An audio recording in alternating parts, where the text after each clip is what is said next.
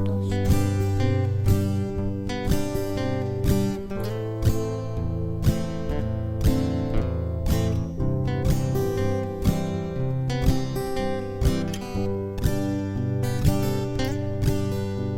Lo nuestro se acabó, no hay nada más que hacer, no funcionó, no nos llevamos bien, tú conmigo vivirás, a él ya no verás, esto le va a doler, lejos de ti estará. A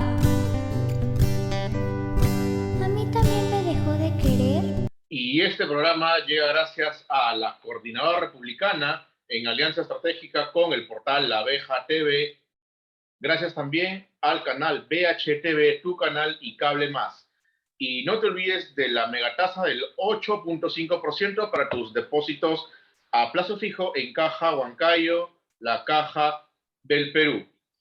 Rigoberto Zúñiga, un invitado de lujo que tenemos esta tarde en el Enfoque de Familia, quien nos va a contar un caso que no es el único en el Perú. Es un caso que cada vez más se ha ido proliferando y tiene un contundente mensaje para las autoridades del país, partiendo de una situación terrible, desgarradora, que el Perú lo tiene que conocer. Rigoberto, buenas tardes y ¿cómo estás? ¿Qué Bienvenido al tal, Enfoque de Familia. ¿Qué tal, Andrés? Buenas tardes.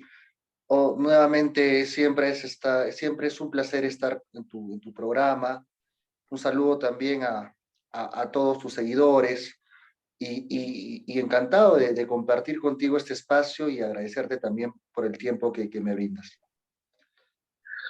Rigoberto, acabamos de escuchar una canción que se trata sobre una separación. Existen separaciones en el mundo. ¿De qué tipo de separación estamos hablando el día de hoy? Bueno, definitivamente la canción que acabamos de escuchar es bastante conmovedora, ¿no? Narra, creo yo, la separación, lamentablemente, una de las separaciones más típicas en el Perú, en Latinoamérica, ¿no? En el mundo. La canción es de una compositora mexicana, ¿no? Silvana Santos, y es parte de un documental, ¿no? Que es buenísimo, también se llama Los necesito a los dos, ¿no? Y habla de esas separaciones traumáticas de una pareja, ¿no? Donde la madre aprovecha el enfoque de género del Poder Judicial y todo esto para castigar al padre, o sea, a su expareja, ¿no? Echándole prácticamente la culpa de que la relación no funcionó por culpa del hombre en este caso. Y en consecuencia, la madre lo que hace es adueñarse de la niña, ¿no? En la canción, en el documental que te comento. Se adueña de la niña, cosifica a la niña, no, la desconoce como ser humano y la utiliza como instrumento de venganza hacia el padre, ¿no? Por eso la canción dice, ¿no? Dice algo muy cruel, pero que lamentablemente pasa muchas veces, ¿no? En la separación de una pareja, de un matrimonio. Le dice, esto le va a doler, lejos de ti estará. Hablando del papá, ¿no? Esto le va a doler.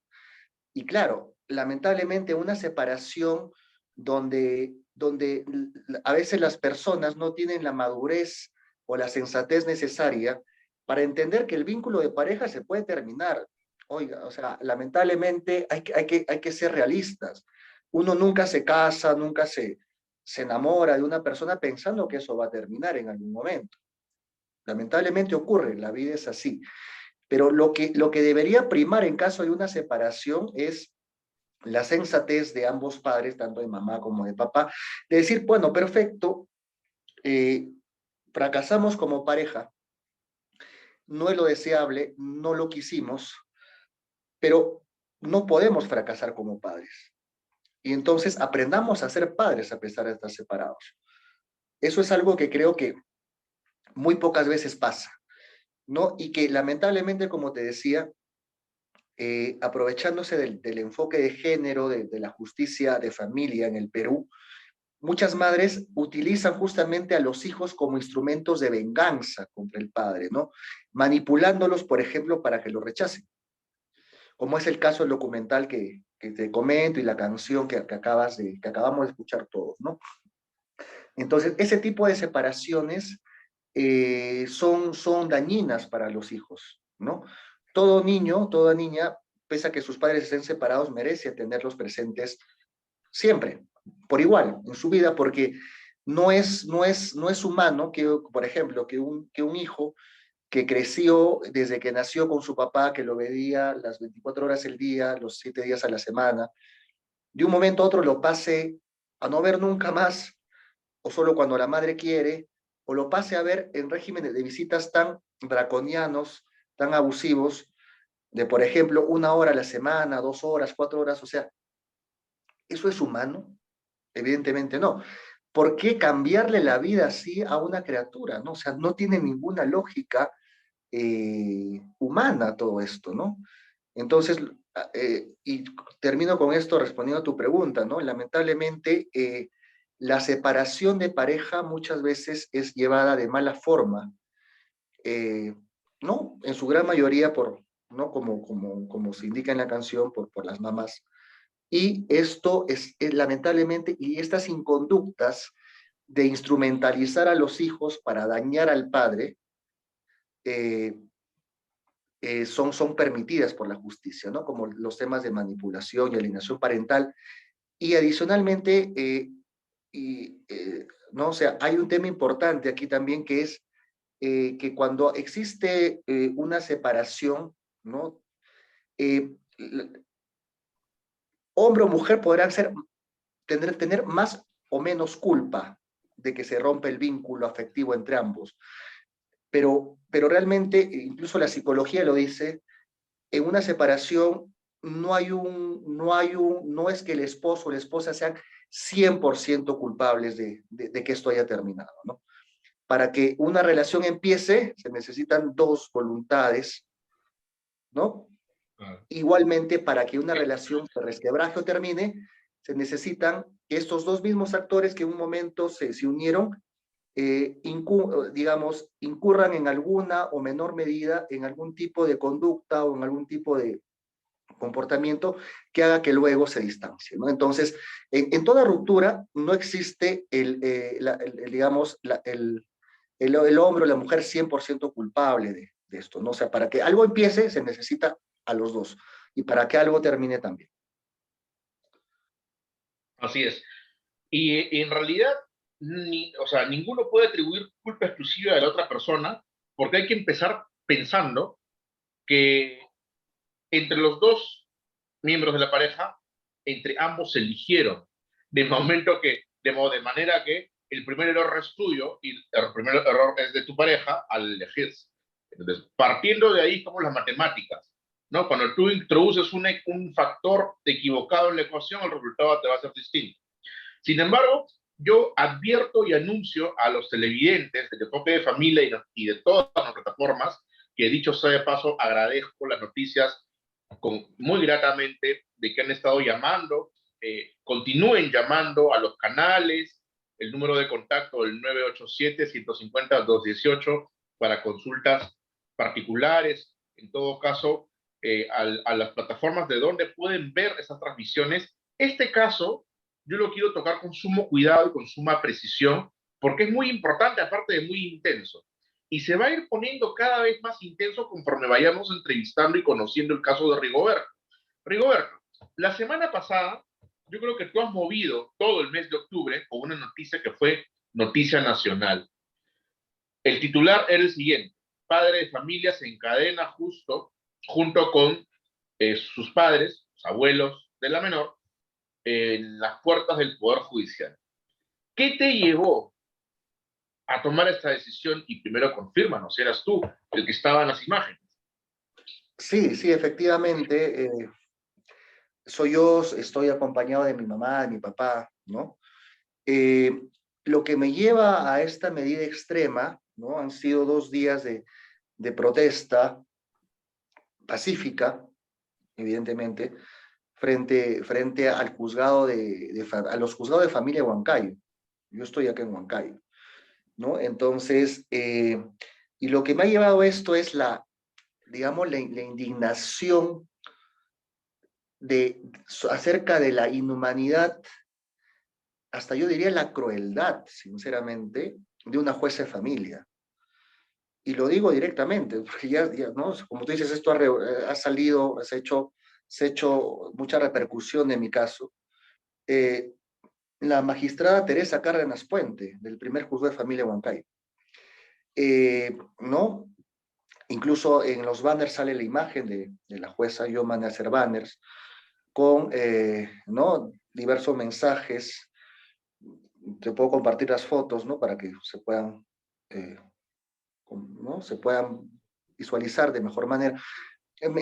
Pero lo que ocurre es que lo que me mueve a mí es la indignación, como te comento, por una carencia de un desinterés por velar por el interés superior de mi hija. La jueza Cárdenas Puente tiene en su despacho, en su escritorio,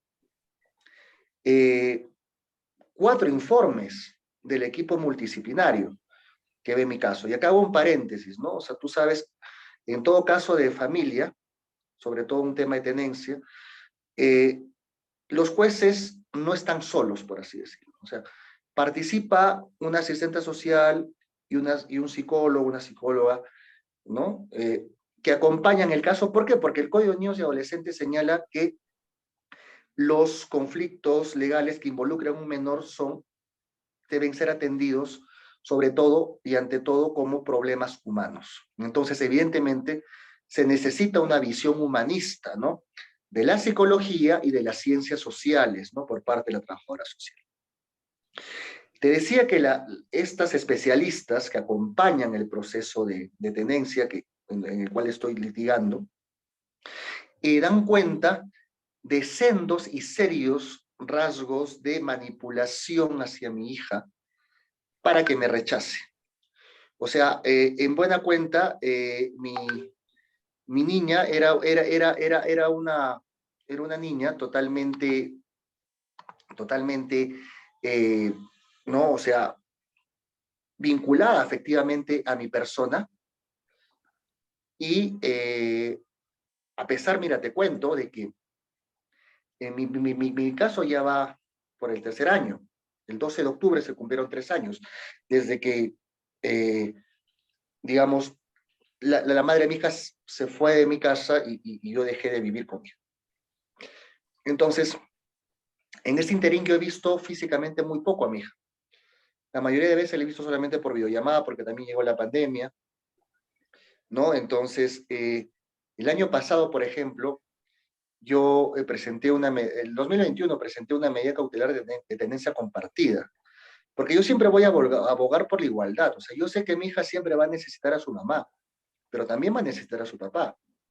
Entonces, yo lo único que pretendo es estar presente en la vida de mi hija, al igual como siempre voy a defender el derecho de mi hija que tenga presente a su madre, pero también a su padre, porque eso es lo mínimo que mi hija merece y que cualquier niño o niña de padres separados merece. O sea, yo voy por la igualdad, no pido ningún privilegio, ¿no? Entonces, mira, para que te hagas una idea, yo dejé de ver a mi hija físicamente varios meses, ¿no? Desde que empezó la pandemia hasta agosto del 2021, 1 año y 3 meses, solamente la vi por videollamada los lunes, miércoles y viernes. El año pasado la vi en su cumpleaños justamente, 2 horas, después en la toma de fotos para su anuario 2 horas, en Navidad y Año Nuevo, 2 horas. Todos esos encuentros en el juzgado de familia, en presencia de la asistente social y la psicóloga. Debo mencionar que esto tiene sus pros y sus contras, porque yo no tengo ningún antecedente de violencia hacia mi hija, ninguno. Pero pese a ello, la jueza no me permite un contacto adecuado con ella, ¿no? Entonces, mi niña hasta diciembre del año pasado era una niña totalmente apegada al padre, pese a que no me veía, decía: papito, ¿cuándo te voy a volver a ver? Papito, te extraño, cariñosa conmigo, con sus abuelitos paternos, ¿no? Y, oh sorpresa, desde que la jueza decide realizar la audiencia de toma de opinión de mi hija el 19 de enero del 2022, mi niña es otra niña. Es una niña totalmente alejada, eh, ¿no? De mi persona, de sus abuelos, una niña que no es espontánea, que es rígida. Entonces, y hay audios que yo te he pasado, Andrés, ¿no? Que están circulando en redes sociales también, donde la jueza, al tomar conocimiento de esto, eh, me dice, señor, pero es una micromanipulación. Todos los padres manipulan. Dios mío.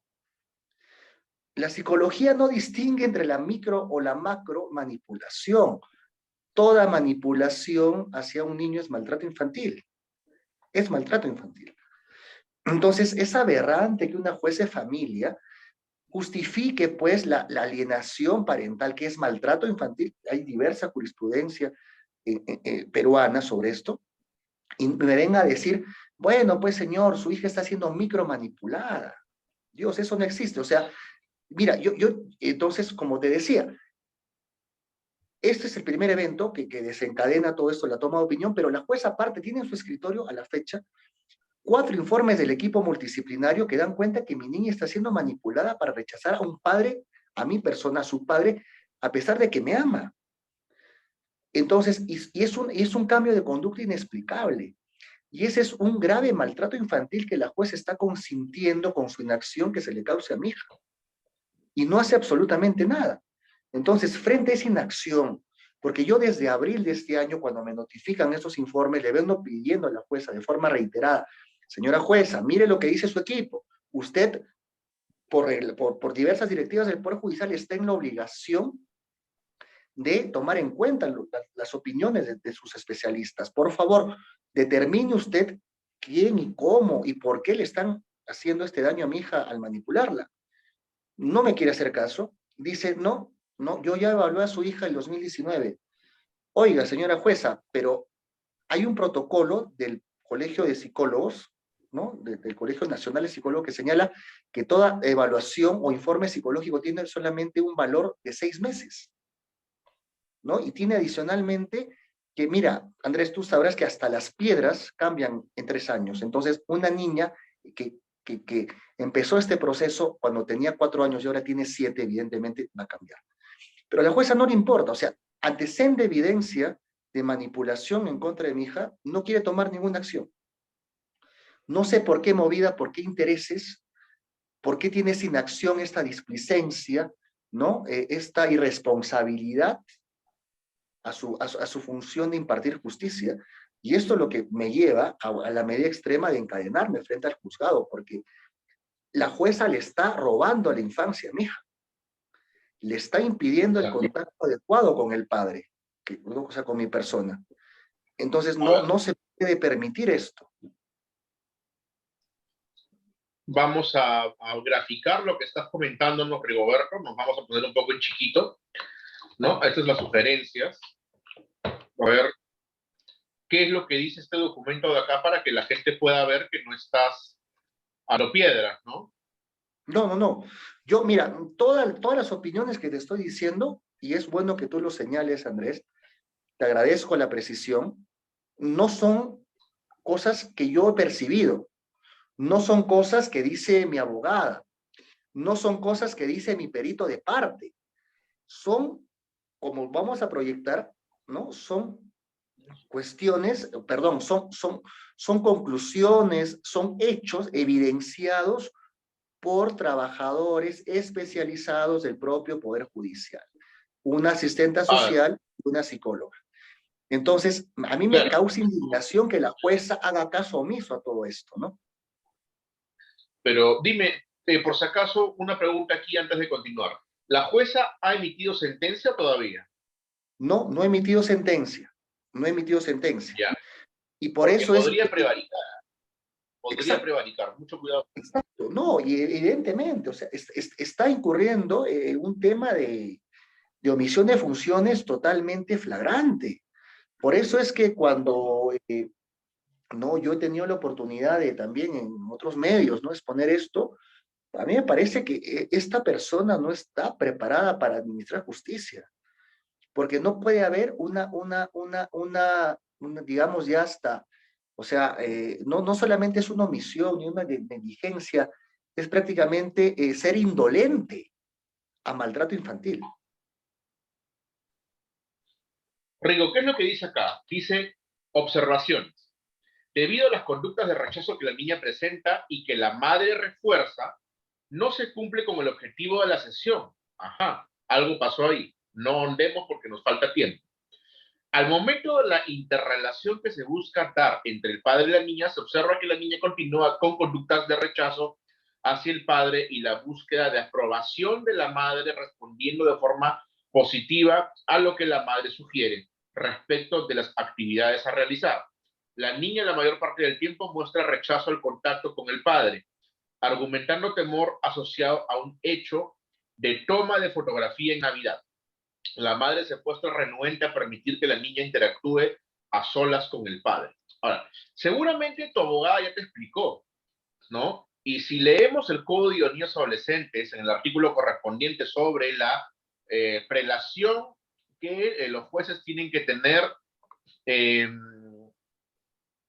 a la hora de decidir o dirimir la tenencia, estamos hablando de a la hora de emitir sentencia, indica que una serie de presupuestos, que son 3, de los cuales en un cuarto acápite indica que precisamente si es que se va a preferir al padre que mejor garantice el derecho del otro a tener contacto con el menor.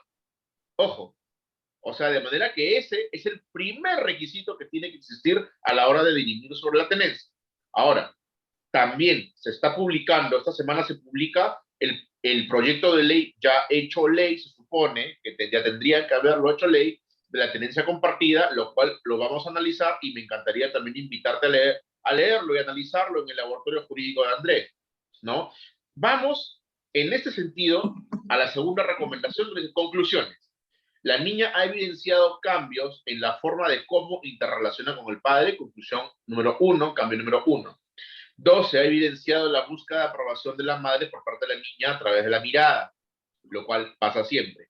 El vínculo paterno-filial se ha deteriorado. Paterno-filial se ha deteriorado como consecuencia de la ausencia de la interrelación padre-hija. Bueno, pues, ¿qué esperaban? Entonces, yo creo que con ese informe multidisciplinario más el dictamen fiscal, yo creo, sinceramente, es más, los psicólogos no harían ese tipo de conclusiones porque los psicólogos también son científicos y ellos no hacen un informe a la loca. Ellos tienen, por ejemplo, si fueras una persona sentenciada 20, 3, 4, 5 veces, ¿no? Pondrían que estos episodios se debe a, por último, me dejo entender, pero acá no existe una razón para que el psicólogo emita esta opinión, por ende se desprende que es de fruto de su propia observación.